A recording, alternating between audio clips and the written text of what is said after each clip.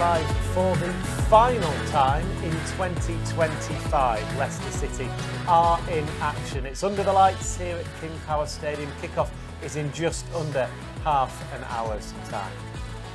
Welcome along to Matchday Live with me, Dan Bates. Simon Grayson and Matt Elliott are our two guests this evening. Simon, it's great to see you. I think we had you once before this season. I can't remember. Obviously, I can't remember. Previously before that, it all blurs into one, doesn't it? As we all get older. Yeah. But you're keeping busy though? Yeah, good. Yeah, I'm sort of doing quite lots of media work. Sort of obviously here. I think I'm here next week for the West Brom game as well, doing a little bit at Leeds and other media outlets. So yeah, keeping busy. Granddad now for the first time, so that's keeping me busy as well. Congratulations. Yeah. You don't look old enough, son. I do.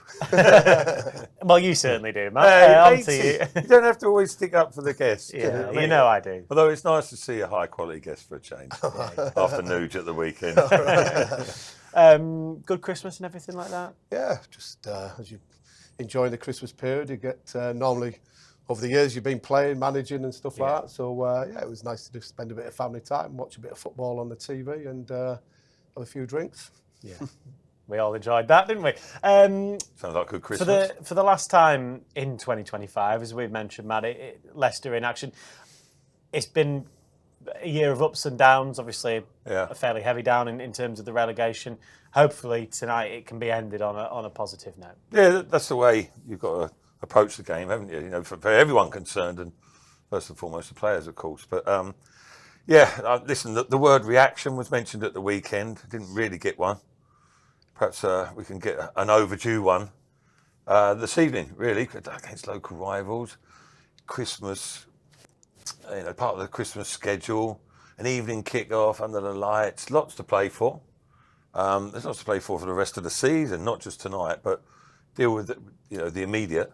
There's a lot riding on this game in different ways, and the players should be able to lift themselves, really, after the weekend, which was disappointing.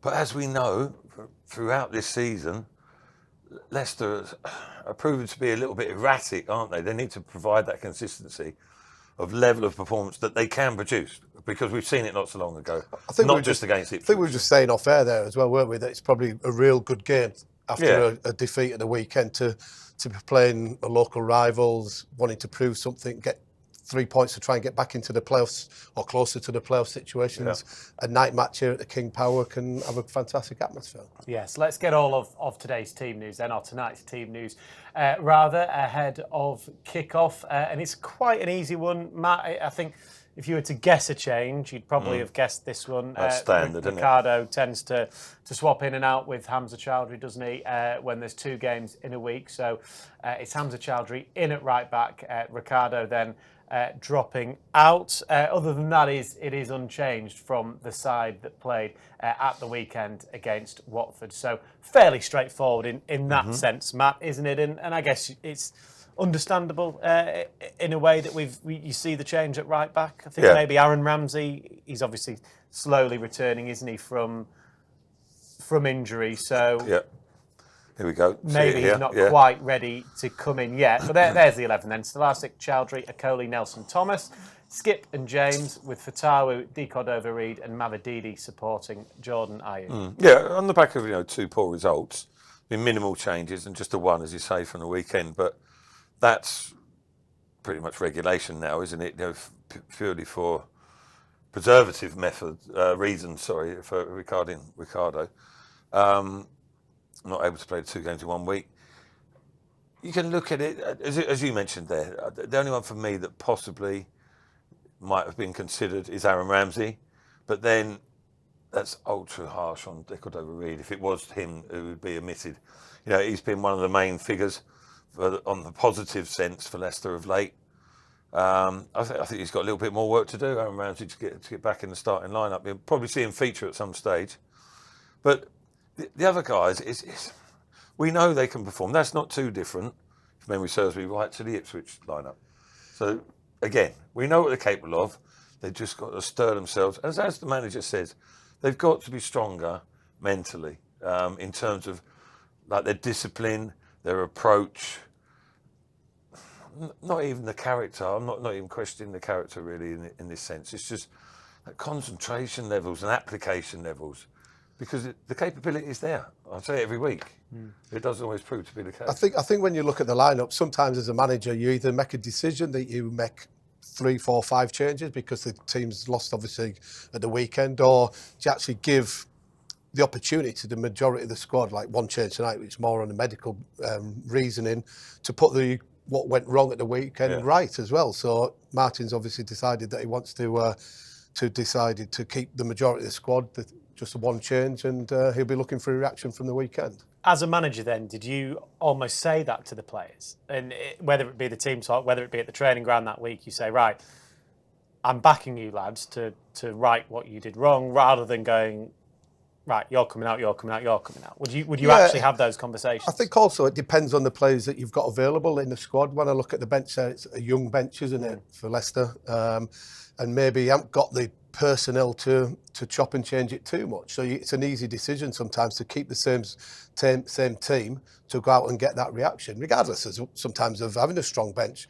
You want to give them players that reaction, talk to them and say, look, you didn't play well enough at the weekend. You've got to make sure you're more positive, you play on the front foot more, you look to pass forward, you get your shots off more, and look for a reaction from them.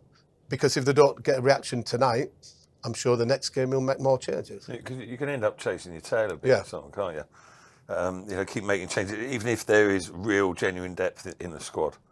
Perhaps tinker about a little earlier on to find the right blend and mix, as has been the case. But again, Simon mentions there that the bench. Whilst there's lots of ability, it's predominantly youth on the younger side, isn't it? So there's still a little bit of a learning curve for those players to come and start. And multiple changes would be a little bit of a gamble. I'm not saying the team picks itself, but I think most people would pick pretty much similar to that team, starting 11, regardless of the last 2 results. And there's still, not one to make excuses. There's 6 players that are unavailable at the moment to Marty Cifuentes that maybe would be in and around those conversations. That obviously then potentially adds to that. I do want to pick up on Aaron Ramsey though, Matt, because we've been impressed, haven't we, whenever we've seen him.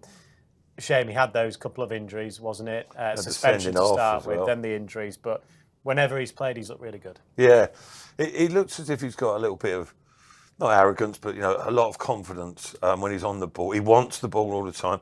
He's constantly looking over his shoulder to where the space is, looking to get possession of the ball and do something, make an impact in the game. And I like him a lot. He just has that little bit of swagger about him as well, in a good way. And I think he looks like he's hungry to perform. And at times, was it the Portsmouth game? The first half, him and Jordan James, they were looking exceptional. And the 2 wide players were in form as well that night. In that first half, it all went downhill second half, inexplicably. But in that first half, they were rampant, him and Jordan James. And they could frighten the life out of oppositions. I think sometimes when you get the younger players, they've got no baggage, they've got no mental scars from previous results or previous seasons. They're trying to make the way and a career in the game, and they'll just go and express themselves as if they were playing on a Saturday morning in the youth team or something like that. So sometimes having a couple of younger ones in will give that freshness, that energy about them. But having too many of them sometimes can be a little bit inexperienced as well. James and Ramsey, they're young-ish, but they've got quality and the hunger as well. Simon, I think I'm sure it's part of your thinking when you organise or pick a team or manage a side. You can have, regardless of age, you can have players that are hungry in their early 30s, etc. It's that individual personality or character that they've got. But I sense that in those 2, as you say, they're striving to do things in the game. Yeah, and that's all you want. Supporters, all they want to see is players run around, be committed, make tackles, and that youthful exuberance is certainly something that you can enhance performances with as well. Yeah, and someone in that current number 10 position in Bobby Decordova-Reed, he has had that career. He's been brilliant. He's 32 now. He's still having a great season though with Leicester, particularly in the last month or so. He's really kicked on. He's got on the score sheet a number of times. It was 3 goals in a row at one point, and they missed a penalty, didn't he, at QPR, but the rebound was stuck in anyway. So hopefully he will still feel confident and in the mood that every time he gets the ball, he feels he can make things Well, happen? I think he's one of them players. I've watched him a lot over his career, and even from a younger age, he was always quite confident. Had a bit of, like you mentioned about the other lads, a bit of arrogance about him, wanting to receive the ball. He's trying to still make a name for himself here at Leicester, because I think everybody will probably agree that he's got the talent. He's probably not delivered as much as he maybe could have done. But then some of these finishes, Matt, this was the 3 in a row, wasn't it? The Norwich, Derby, Bristol City one is just instinctive. Yeah, he's clever though. That the movement there, where he's pulled away from the defender. The stop ball is the slide across the 6-yard box, but his movement has got him the space and he's tucked it away neatly. He's got a good strike, as we see here from distance. Still convinced that takes deflection. We'll never finish that argument, will we, basically? But no, he's another player. He deserves a lot of credit, to be fair, because he's come to the club and it's been a bit stop-start for him. He's been sort of in and out, more out than in. And then he's got his opportunity, and I think playing central in there with the energetic support of Jordan James as well, they've been given licence to go and get in the box and give more numbers in and around IU and Mavadidi at the far post, or vice versa with Futterwood. But it hasn't gone exactly how he wanted, but he's stuck at it. And when he's got his opportunity, eventually he's taken it, and he's, I wouldn't say he's one of the main men, but he has been over recent times, certainly. His position is probably under pressure a bit with Ramsey, but it's a good thing. Spurs him on even more. But even at his age, he looks, again, as Simon says there, he looks as if he wants to make his mark at Leicester City, and he's doing that. Yeah, well, let's hear from the man himself then. Bobby Decordova-Reed spoke after the defeat to Watford here at King Power Stadium on Saturday, but he was looking ahead to this East Midlands clash with Derby tonight. It will be good. I think it's an opportunity for us to put some points on the board. We've obviously got to come out of a bad couple of games, so it'll be good for us to show the fans how we've been playing previous than the 2 games, and give them something to enjoy over this festive period. You beat Derby quite recently. How much do you take from that? What were the main tests that you think they'll bring to us? We know it'll be a different game. First game, obviously, we scored 3 early goals, so we know they're going to come out different. But at the same time, we know that we can hurt them. We know their weaknesses, and hopefully we can go and win the game. John Eustace seems to have a particular style, likes to maybe frustrate teams. Something you'll be set up to try and deal with? Yeah, I think a lot of teams playing that way. We've got to be ready for whatever challenge they bring. We've got to adapt to anything they bring, and we'll go out and give 100% to get the win. You scored at Pride Park. How good is it to score and win a local derby game? Yeah, it's obviously good. We came out of a bad run then. Give the fans something to shout about. We've got to continue doing the right things, and hopefully it'll come good. And it's a game back here at King Power Stadium. Festive fixtures always bring big crowds as well. Mm-hmm. How good would it be to get back on the winning route in front of the Blue Army? Yeah, I think we need it. The lads, we speak and we know what we need to give to the fans and give to the club. So we go out there giving 100%, and we understand in games there's going to be ups and downs, and we've got to take the ups and be ruthless in both boxes. That was Bobby Decordova-Reed there speaking after the game on Saturday. You could tell he was clearly still a little bit disappointed with the results. And a little bit cold as well. A bit different to his international duty in Jamaica, that's for sure.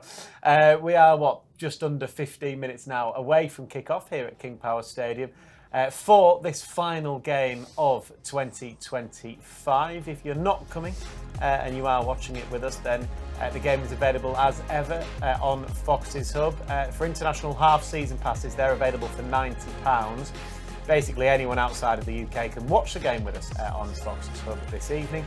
If you're in the UK, then you can listen, or if you'd rather listen, then absolutely you can do that with a Listen Live monthly pass, all building up, of course, to kick off this evening. Elsewhere, there is a £500 gift card available to spend in store at the fan store there or online. That's available to anyone who signs into the app. So if you're a digital member and you're signing into the app, that option to win a £500 gift card will be available to you there. So do have a look out for that. That might be a nice little late Christmas gift for somebody or yourself, of course. But well, get some Simon Grayson retro shirts in there. Absolutely, yeah. There's plenty of those retro. in there. Get yourself about 100 of them for 500. More probably. Last time Leicester played Derby was only a few weeks ago, and it was a fantastic result. Leicester played really well that day. We've already seen one of the goals in Bobby on the score sheet there.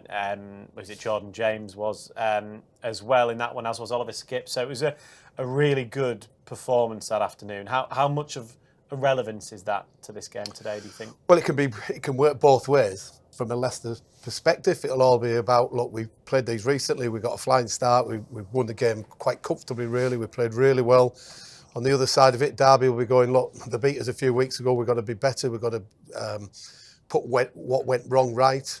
Derby are a better team away from home at this moment in time as well. I think they've got a good record, but the confidence that the Leicester players should have got from this game and how well they played and the amount of goals and the finishing was exceptional, really. So coach, manager will be desperate to say, look, start the same way, let's get the same type of result. That John Eustace at Derby was saying, we've got to put right what went wrong in a poor performance. Yeah, you never quite know how it's going to pan out, do you? But the intentions are there.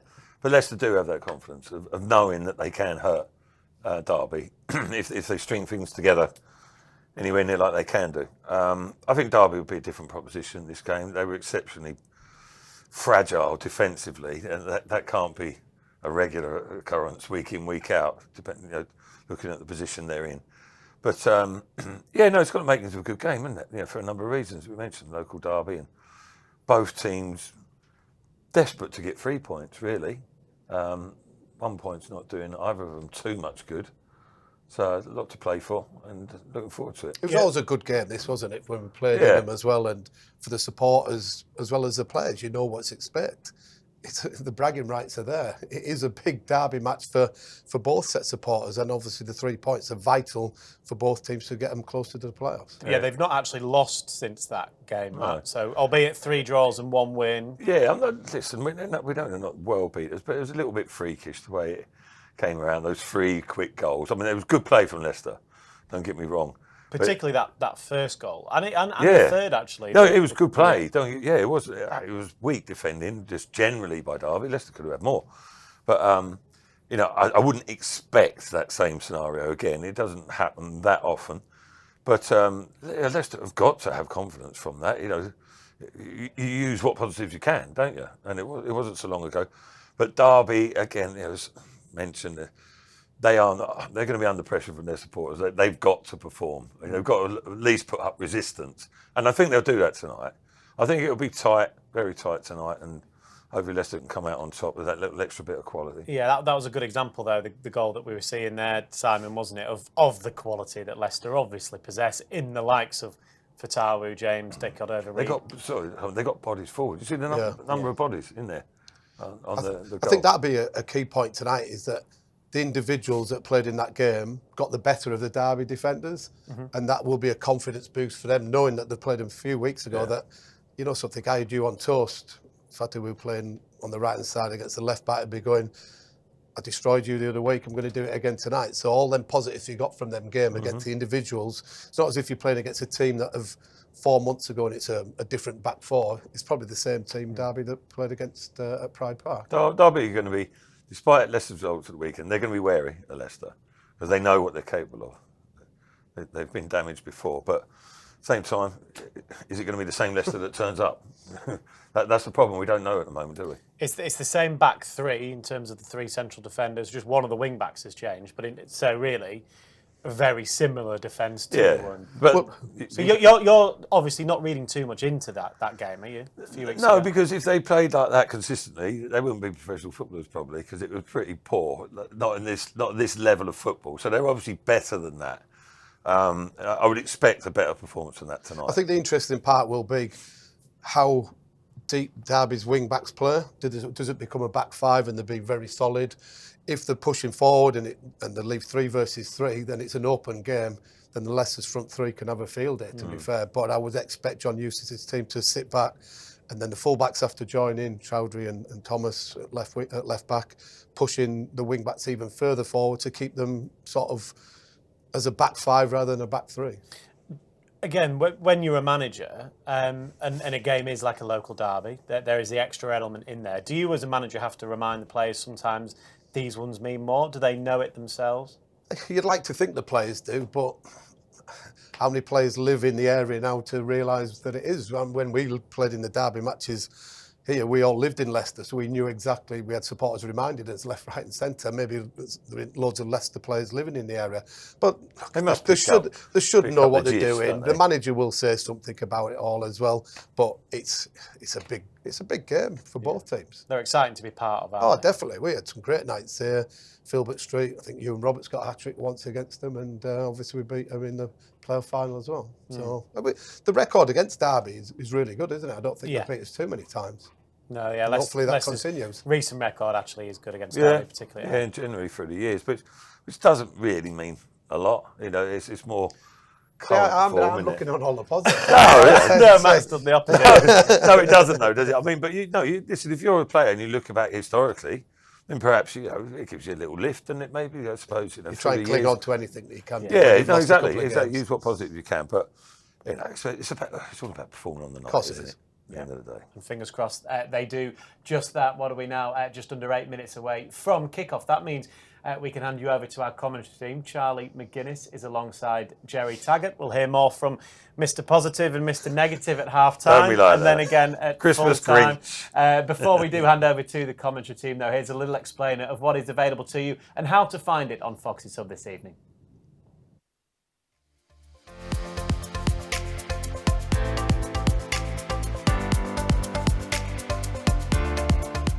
If you are watching on lcfc.com, just sit back and relax.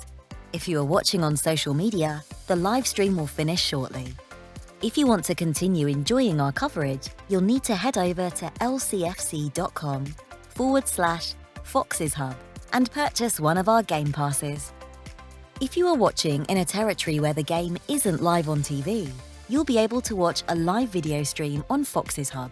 Please visit lcfc.com/territories to check. If you can't find your location, live audio commentary is still available. You'll need to have an lcfc.com account before you purchase your Game Pass. If you already have one, please sign in and select your product at lcfc.com/Fox's Hub. Select the Buy button and you'll be taken to the payment page. Once you've followed the simple payment steps, press Continue at the bottom of the screen and you'll be taken to the Fox's Hub homepage.